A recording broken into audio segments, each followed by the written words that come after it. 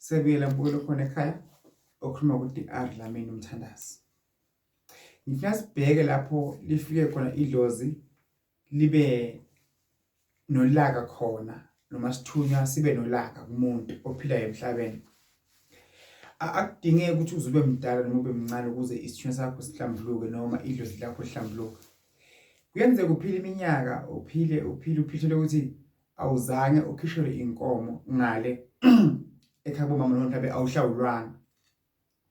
Lapho kucala khona idlozi kuba nolaka mase libonise ukukhulile sokufuna ukuthi into zakho uzenze kahle ngeyakho indlela bese kuvuka lo laka la abantu abadala bangasekho emhlabeni. So isithunywa asijabuli kahle uma wena uzo-enjoya impilo ilife into zakho zihambe kahle noma sihlambulanga. Lento isiphiwo uma ingene kuwe wangayinakekeli i-destroy ini lempilo yakho mbukelo khona ekhaya. Idlozi malingene kuwena wonke umuntu unedlozi ophila emhlabeni but akhona amadlozi nakaziveza ngokuthi afuna ukuthi uwasebenzele like lapha abantu abantu indaba zabo siza abantu. Lento yamabandla, lento yebusiness, lento ephatha abantu mhlawumbe semphakathini, mhlawumbe sendaweni, mhlawumbe kusesontweni, mhlawumbe semsebenzini iba isiphiwo kwesinye isikhathi kwabanye abantu osoba yiqhwamandanga ukuthi umuntu la ifika khona njena ufika abambebe ngomphathi emsebenzini wakhumuza mhlawumbe endaweni ethile uba induna abe ushifu. Lento iba la gazini lakho uyithola kanjani ke? Uyithola kubantu abadala basekho emhlabeni ukuthi umuntu mhlawumbe unemfuyo yeinkomo yezimbuzi ayikuthi lenkomo uyithandile nje oseyithenga. Lento yemfuyo wayiphiwa ngabadala asebangasekho emhlabeni ukuthi kukhona owashona mhlawumbe ubaba wakhe umkhulu wakhe wayevele analesiphiwo sani sokufuya. Omunye mhlawumbe unaledlozi unalesithunywa sokuthi ekhaya kukhona ugogo owashona wayekhule wayithandaza lesithunywa sesiyavuka manje sivukela abanye kuyena.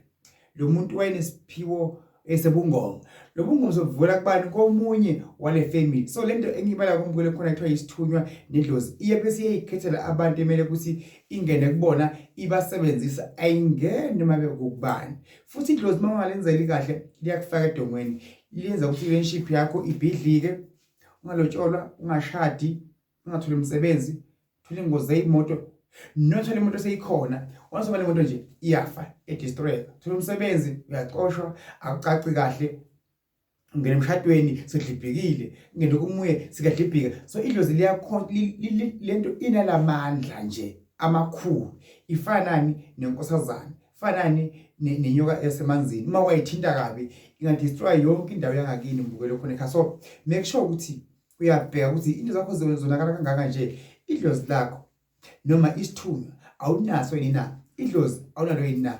Ngoba kukhona kube idlozi yokuthi nje idlozi lakhe ligadile libhekile bese kukhona idlozi lifuna ukusebenzisa, lifuna uhlambulule, udlele amagobongo uzele khona lokho. Mbukelo khona ekhaya ukula kubusise mbukelo wami khona ekhaya. Ngiyakutshela nje osemkhulumi kanje uzongiphupha noma kanjani uzophupha. Mbukelo khona ekhaya njengoba kubona lapha phela ngalavela kolanka eKorea esengitholile esengisebenza ngayo around South Africa wonke na ufuna iwasho ngiyakubosela ngisendele mbukelo okhona ekhaya. Inkosi ubusise ukulabe kunye nawe overseas sisenza ipos inet okwamanje. So iKorea iyashesha yebelungu njengoba lezi iliphi mbukelo khona ekhaya. Mase ngisendele ngikufakela le track number.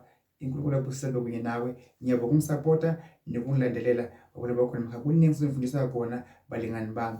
Ngiyanithanda kakhulu. Jehova namandla Nkosi amakhosi nawumbukelo khona ekhaya ngongcwele uyophila ogulako nenkinga yesibeletho, uhlwa isibobo, kubuhlungu ikhanda, kubuhlungu amehlo, mhlawumbe akhaya esindwa, kuhlungu inyawo, akathola umsebenzi, akalotsholwa, akashadwa, akathandwa, unephunga lelibi Nkosi amakhosi nesicitho, unekunuka kabi, makadibana umuntu wesilisa ecansini umuntu wesifazane bese bayehlukana. Lo moya omubi ngiyawucosha ngegama likaJesu. Moya wentoloshe lamlambo ngiyawucosha. Mabele kuphila kukhula phakade sicela ubile emasikweni akudala abokhokho omkhulu. Masibile kuphi emasikweni ukuze lunge ini into zethu egameni likaJesu. Na umbukelo khona ekhaya uyabusiseka, uvula ibandla lizogcwala, uvula ibhizinisi izovuleka, mhlawumbe yasithunywa uhlambuluka, mhlawumbe idlozi izohlambuluka.